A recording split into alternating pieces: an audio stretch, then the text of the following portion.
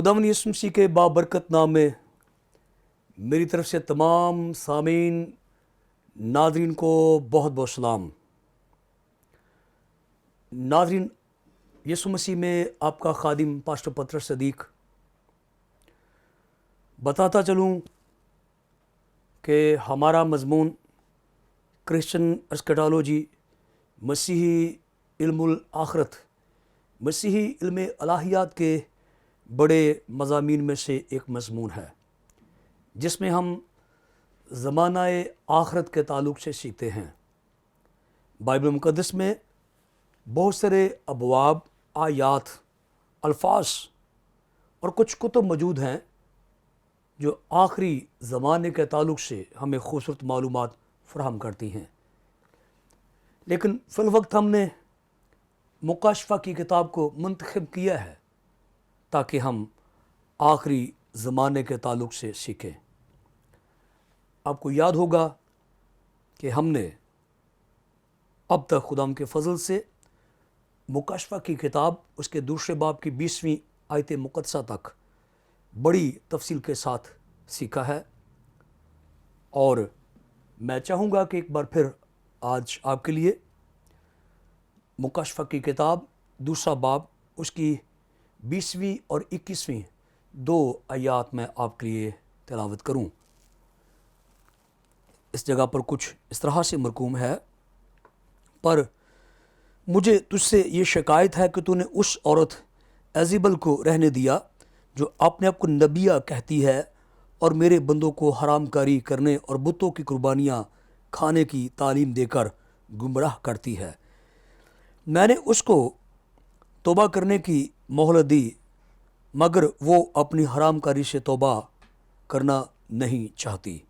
खुदा के मुक़द्दस कलाम का पढ़ा जाना हमारे लिए बरकत का बायस हो। आइए दुआ मांगे। हक़ ताला, ये मेरी बसात और ताकत और क़ुव्वत और इल्म नहीं जो तेरे कलाम को बयान कर सके। तेरे फ़ज़ल, तेरी बख्शिश, तेरी क़ुव्वत ही से मैं तेरे कलाम को बयान कर सकता हूँ। अनायत कर कि मैं दयानतदारी के साथ तेरे कलाम को बयान करूं, और मिन्नत करता हूं इस वक्त जो कलाम पाक की तफसीर सुन रहे हैं, अगर उनमें कोई बीमार है या कमज़ोर है तो यीशु के कदूस नाम से शिफा पा जाए, आज़ाद हो जाए, ताकि तेरा कलाम सुनकर जानकर बरकत पाए और तरक्की करे। मसीह खुदाम के वसीले से आमीन। तो नाज़रीन, हमने सीखा कि थियातरा की कलीसिया के अंदर 5 बड़ी खूबियाँ थी जो बड़े ऐसे तरीके से वो निभा रहे थे। लेकिन इन खूबियों के साथ साथ एज़ेबल नामी एक औरत को रवा रखा गया, रहने दिया गया, और यीशु मसीह शिकायत करते हैं। और जिस काम से खुदावंद को शिकायत हो, उस काम का अंजाम सिवा तबाही बर्बादी के और कुछ नहीं हो सकता। तो ये एज़ेबल कौन थी, हमने पिछले पैगाम में बड़ी तफसील के साथ सीखा। मैं सिर्फ इख्तिसार के साथ थोड़ा सा बता देना चाहता हूँ कि ये किताब मुक़द्दस के अंदर एक हकीकी किरदार है, ये कोई फ़र्ज़ी किरदार नहीं है। किताब सलातीन यानी पहला सलातीन 16वां बाब और उसकी 30वीं आयत में हमें जो है वो अखयब का तज़किरा मिलता है। और जब हम 31वीं, 32वीं और 33वीं आयत पढ़ते हैं तो वहाँ पे हमें पता चलता है कि अखयब ने एज़ेबल नामी एक औरत से शादी की जो सैदानी थी, जिनका देवता बाल था, और बाल हराम करी, ज़िना करी, अय्याशी, रंगबाजी का देवता था। और जब ये मलका बनकर आई तो उसने यहूदियों को बाल की पूजा और प्रस्तश के लिए उभारा, اور بال کے لیے 800 نبی بنائے، ان کو ڈیڈیکیٹ کیا گیا، اور اس نے یہودی نوجوان عورتوں مردوں کو بدکاری حرام کاری کی طرف راغب کر لیا، گامزن کر دیا، اور لوگ خدائے واحد کی پرستش کی بجائے بتوں کی پرستش کرنے لگے، اور اخیب اس کام میں پیش تھا، اور اس عورت نے اپنا ناپاک زہریلا تباہ کن منصوبہ جو ہے اس طرح سے پروان چڑھایا۔ یہ ایک ناپاک، قابل مذمت اور شیطانی کردار تھا، اور یاد رکھیے کہ یوں یہودی جو ہے وہ دو راہوں پر چلنا شروع ہو گئے۔ وہ یہوہ سے بھی الگ نہیں ہونا چاہتے تھے، اور اس عیاشی، بدماشی، حرام کاری، زنا کاری کو بھی نہیں چھوڑنا چاہتے تھے۔ تو ہم نے سیکھا تھا کہ ایلیا نے چیلنج کیا کہ تم یا تو بال کی پوجا پرستش کرو تو یا پھر خداوند کے پیچھے چلو۔ تو لوگوں نے خدا کے پیچھے چلنے کا جو ہے وہ اندھیا دیا، پیغام دیا، اور اس طرح سے یہ ایک انتہائی ناپاک، گنونا، غلیظ، گندا کردار تھا بائبل کی تاریخ میں، اور یہ بائبل مقدس کے کئی اصولوں اور قانون قاعدوں کے خلاف کام کیا گیا۔ ایزیبل غیر اقوام سے تعلق رکھتی تھی، جبکہ یہودیوں کے لیے غیر اقوام میں شادی کرنا ممنوع تھا۔ اخیب نے یہ ایک غلط قدم اٹھایا اور بت پرست عورت کو خدا کی مقدس قوم کی ملکہ بنایا۔ اس نے خدا کی آنکھ کی اس پتلی کو بہت بڑا نقصان پہنچایا، ان کی ساکھ توڑ ڈالی، تباہ و برباد کر کے رکھ دیا۔ ایک طرح سے ہم کہہ سکتے ہیں کہ کمر ہی توڑ ڈالی اس عورت نے۔ اور یاد رکھیے کہ بتوں میں ایسی کون سی بات ہوتی ہے کہ لوگ بتوں کے سامنے جا کر جھکتے ہیں؟ مٹی، پیتل، پتھر، لوہا، یہ انسان کے لیے کوئی بھی بہت بڑی کشش نہیں لگتا۔ یہ ایک انتہائی شیطانی چربہ ہے۔ بت کی آڑ میں جو زنا کاری اور بدکاری ہوتی ہے وہ مردوں کے لیے ایک خصوصی دلچسپی رکھتی ہے۔ اس لیے بتوں کے اندر خصوصاً مردوں کے لیے جاذبیت پائی جاتی ہے، اٹریکشن پائی جاتی ہے، اور ظاہر ہے کہ اگر مرد کھینچ کر جائیں گے تو اپنے لیے دیگر بدی ناپاکی کے بندوبست بھی کر لیں گے، اور اس طرح سے اس عورت کو بڑی کامیابی حاصل ہوئی اور خدا کی قوم کو اس نے گرایا۔ اب سوال یہ پیدا ہوتا ہے کہ یسوع مسیح نے تھیواترا کی کلیسیا کو یہ کیوں کہا کہ تو نے ایزیبل کو رہنے دیا، جبکہ اس ایزیبل عورت کے کریکٹر کے اور مکاشفہ کی کتاب کے اندر صدیوں کا فاصلہ ہے؟ تو علماء کے مختلف خیالات ہیں۔ ایک خیال یہ ہے کہ تھیواترا کے اندر ایزیبل نامی ایک عورت تھی جو خود کو نبیہ کہتی تھی، یعنی جس طرح یہودیوں میں ایک ریئل کریکٹر تھا، حقیقی کردار تھا، اسی طرح تھیواترا کی کلیسیا کے اندر بھی حقیقی کردار تھا، لیکن یہ خیال کوئی پائیدار معلوم نہیں ہوتا، کیونکہ ہم نے پرگمن کی کلیسیا میں بالام کا تذکرہ پڑھا، تو میں نہیں سمجھتا کہ وہاں پہ کوئی حقیقی بالام کا کردار تھا یا بالام وہاں پہ سچ موجود تھا۔ تو اس طرح سے دوسرا خیال یہ پیش کیا جاتا ہے کہ یہ ایک اگزامپل دی گئی ہے، ایک مثال دی گئی ہے کہ تھیواترا کے جو لوگ تھے یہ غیر اقوام سے تعلق رکھتے تھے، اور میں بار بار ہر کلیسیا کے ساتھ یہ بیان کرتا ہوں کہ زیادہ تر جو کلیسیا ہیں وہ غیر اقوام سے بلٹ ہوئیں یا بنائی گئیں، خداوند نے ان کو توبہ اور نجات کا تجربہ دیا، لیکن کچھ عادات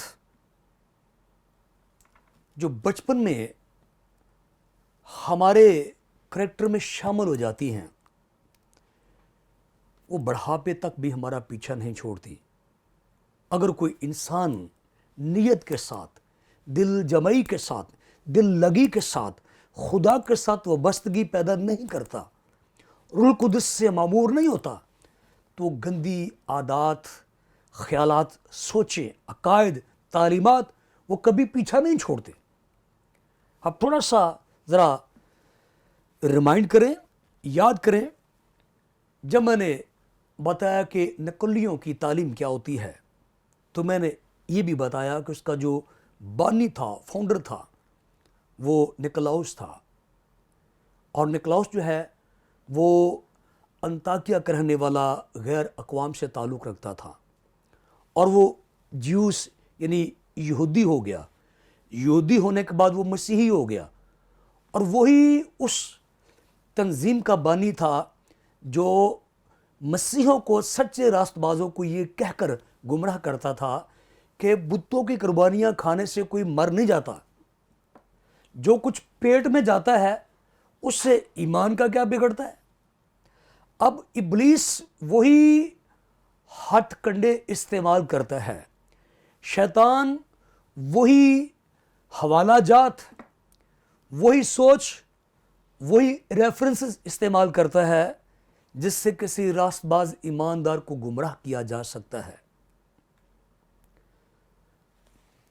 مثال کے طور پر ہم جانتے ہیں جب یسوع مسیح نے 40 دن کا فاقہ کیا تو کلام میں لکھا ہے آخر کو اسے بھوک لگی۔ تو اس آزمائش میں ہم جانتے ہیں کہ غالباً 2 دفعہ جو ہے اس نے بائبل مقدس کا حوالہ کوڈ کیا۔ اس نے کہا تیری بابت یہ لکھا ہوا ہے، تو وہ بائبل ہی سے حوالہ لے رہا ہے۔ اب یسوع مسیح نے جو ہے اس طرح سے کہا کہ جو کچھ انسان کے اندر باہر سے جاتا ہے، یعنی یہ کھانے پینے کے تعلق سے کہا جا رہا ہے، وہ انسان کو ناپاک نہیں کرتا۔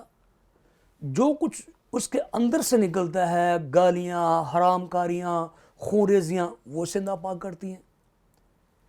تو ابلیس کو تو پہلے ہی کوئی موقع چاہیے ہوتا ہے۔ اب اس نے یہ راستہ نکال لیا کہ باہر سے کچھ بھی کھایا جائے وہ اسے ناپاک نہیں کرتا۔ نکلاؤس نے یہ راستہ نکال لیا، اس نے گمراہ کرنا شروع کر دیا کہ دیکھیے یہ تو مسیح نے خود فرمایا تھا، اگر آپ بتوں کی قربانیوں کا گوشت کھاتے ہیں تو اس سے کچھ بھی نہیں بگڑتا، شراب پی لیں کچھ بھی نہیں بگڑتا، جو معدے میں گیا، پیٹ میں گیا، وہ تو حل ہو گیا، ختم ہو گیا۔ ابلیس بھی کلام ہی استعمال کرتا ہے۔ تو یہاں پہ تھیواترا کی کلیسیا کے اندر جو ایزیبل ہے، یہ ایک مثال دی گئی ہے۔ ایک گروہ، ایک طبقہ، ایک شخص ہر کلیسیا کے اندر موجود رہا ہے، رہتا ہے، رہے گا۔ دنیا میں شاید ہی کوئی ایسی کلیسیا ہو جو مکمل طور پر کامل ہو، یعنی پرفیکشن جو ہے ابھی کلیسیا میں نہیں ہے۔ گمراہی کے چانسز ہیں، بگاڑ کے چانسز ہیں، اور ہمیں معلوم ہوتا ہے کہ اس کلیسیا کے اندر، تھیواترا کی کلیسیا کے اندر کوئی طبقہ موجود ہے جو ایزیبل کی تاریخ کو دہرا رہا ہے، اور وہ انڈر گراؤنڈ ایک طرف یہ شجر، یہ درخت اپنی روحانی بلندیوں کے سبب سے آسمان کو چھو رہا ہے، دوسری طرف وہ طبقہ زہریلے کیڑوں کی طرح اس کی جڑوں کو کھوکھلا کر رہا ہے۔ چند ممبران کو، چند لوگوں کو ورگلا کر، پھسلا کر، انہیں اس بات کے لیے قائل کر کے کہ اگر ہم مندر پہ جاتے ہیں تو کیا ہمارا ایمان ٹوٹ جاتا ہے؟ بھئی آپ کا ایمان اتنے کمزور ہے؟ تو ابلیس دلیل دینے میں بہت ماہر ہے. اس نے ہوا کو دلیل دے کر جو ہے قائل کر لیا. اگر وہ عورت جو پرفیکٹ بنائی گئی، وہ مرد جو بغیر گناہ کے بنایا گیا، اگر وہ ابلیس کے جال میں پھنس سکتا ہے تو تھیواترا کی کلیسیا کے اندر ایسا نہیں ہوگا. یہ کون گارنٹی دے سکتا ہے؟ میری آپ کی کیا گارنٹی ہے؟ کسی کلیسیا کی کیا گارنٹی ہے؟ کسی پاسٹر کی کیا گارنٹی ہے؟ کسی ایلڈر کی کیا گارنٹی ہے؟ کسی مبشر کی کیا گارنٹی ہے کہ کب کس وقت ابلیس کسی کو بھی ورگلا سکتا ہے؟ تو یہاں پہ معلوم ہوتا ہے کہ کچھ لوگوں کو ورگلایا گیا، کچھ لوگوں کو اس بات کے لیے قائل کر لیا گیا، مائل کر لیا گیا کہ وہ مندروں پر جا کر قربانیاں کھائیں. جب قربانیاں کھائیں گے تو وہاں پہ جو دیگر لوازمات ہیں، یعنی حرام کاری، زنا کاری، شراب نوشی، اور یہ ایک ایسا چسکا ہے، ایک ایسی دوائی ہے کہ آدمی اس کا ایڈکٹڈ ہو جاتا ہے، نشہ کرنے لگتا ہے، اور ساتھ ساتھ ابلیس یہ ڈوز دیتا رہتا ہے کہ آپ کے ایمان کو کوئی فرق نہیں پڑا، دیکھیے آپ کا ایمان ویسا کا ویسا ہی ہے، آپ دعا بھی کر رہے ہیں، چرچ بھی جا رہے ہیں، گیت بھی گا رہے ہیں، کلام بھی سنا رہے ہیں، اس سے کیا فرق پڑتا ہے؟ اور تب ہی پتہ چلتا ہے جب کوئی سمسون کی طرح پوری طرح ٹریپ ہو جاتا ہے، برباد ہو جاتا ہے، ختم ہو جاتا ہے، گر جاتا ہے. لیکن ہمارا خداوند تباہی میں دلچسپی نہیں لیتا، بربادی میں اس کی خوشی نہیں ہے، کلیسیا کی گراوٹ میں اس کی شادمانی نہیں ہے، کسی راست باز کے ڈگمگانے میں وہ خوش نہیں ہے، راست باز کے گرنے سے اسے خوش نہیں ہوتا، بلکہ اس نے کہا کہ اگر راست باز گرے تو میرا دل ٹوٹ جاتا ہے. اگر راست باز ایمان پہ قائم نہ رہے تو خدا کہتا ہے میں نہ خوش ہو جاتا ہوں، پریشان ہوتا ہوں. اس نے کہا مجھے اپنی حیات کی قسم، شریر کی موت میں مجھے کوئی خوشی نہیں ہے. تو یہ خدا کی خوشی نہیں کلیسیا گراوٹ کی شکار ہو، میرے ایمان میں تنزلی پیدا ہو، میرے ایمان میں سوراخ پیدا ہو، میں حرام کاری کی قربانیاں کھاؤں، یہ خدا کی خوشی نہیں ہے. اس لیے ہم پڑھتے ہیں 21ویں آیت مقدسہ میں نے اس کو توبہ کرنے کی مہلت دی مگر وہ اپنی حرام کاری سے توبہ کرنا نہیں چاہتی. ابھی ایزیبل ہی کو اپنے ذہن میں رکھیے. اگر ہم عہد عتیق کا مطالعہ کریں، خصوصاً پہلے سلاطین کے 16 باب سے مطالعہ شروع کر دیں تو وہاں کہیں بھی ایسا نہیں ملے گا شاید کہ جب خدا نے کہا کہ اے ایزیبل تو توبہ کر. یہاں یسوع الفاظ کی بات نہیں کر رہے کہ توبہ کے الفاظ، بلکہ مہلت کی بات کر رہے ہیں. مہلت، ڈیوریشن، وقت، ٹائم، موقع، چانس. یعنی اگر آپ سلاطین کی کتاب پڑھیں تو وہاں کہیں بھی ہمیں یہ تو لکھا نہیں ملے گا کہ توبہ کر لو، لیکن ایسے ٹوسٹ آئے، ایسے مواقع آئے جہاں پہ ایزیبل کو توبہ کر لینی چاہیے تھی. میں آپ کے لیے حوالہ پڑھنا چاہتا ہوں. لکھا ہے میں نے اس کو توبہ کرنے کی مہلت دی مگر وہ اپنی حرام کاری سے توبہ کرنا نہیں چاہتی. اب خدا نے کہاں کہاں ایزیبل کو مہلت دی بھائی؟ ذرا تصور کیجئے، آپ ایک پہاڑی پر چڑھ جاتے ہیں، مذبح بناتے ہیں، مذبح کے چوگرد ایک نالا بنا دیتے ہیں، پانی سے بھر دیتے ہیں، قربانی کو پانی سے گیلا کر دیتے ہیں، لکڑیاں گیلی کر دیتے ہیں، لیکن پل بھر میں دفاتن آگ آتی ہے، قربانی چٹ، پانی ختم، ہر چیز جو ہے وہ بسم ہو جاتی ہے یا ختم ہو جاتی ہے. تو ارد گرد یہ پیغام پہنچتا ہے کہ ایک نادیدنی قوت نے ہر چیز کو جلا کر راکھ کر دیا اور وہ یہودیوں کا خداوند یہوہ ہے. تو میرے خیال میں بڑے سے بڑے مغرور، متکبر، حرام کار، بدکار شخص کو یہ سوچنا چاہیے کہ میں نے تو اپنے دیوتا کے لیے، میں نے تو اپنے خدا کے لیے پجاریوں کو مقرر کر کیا ہوا ہے. انہوں نے اپنا پورا زور لگا لیا، پورے زور سے دعائیں کی، آپ نے آپ کو گھائل کیا، زخمی کیا، چلائے، پیٹے، روئے، اور وہاں پہ ایک چھوٹی سی لکڑ کو بھی جلانے میں کامیاب نہیں ہو سکے. تو یہودیوں کا خدا، اسرائیل کا خدا دفعتاً آیا اور ساری قربانی کو اس نے چٹ کر دیا، ختم کر دیا، بسم کر دی ہر چیز کو. تو کیا یہ مہلت نہیں ہے؟ کیا یہ موقع نہیں ہے؟ کیا یہ چانس نہیں ہے؟ تو میں سے بگ چانس کہوں گا. چونکہ ہم مکاشفہ کی تفسیر کر رہے ہیں اس لیے ہم بہت کم جو ہے پیچھے سے پڑھیں گے.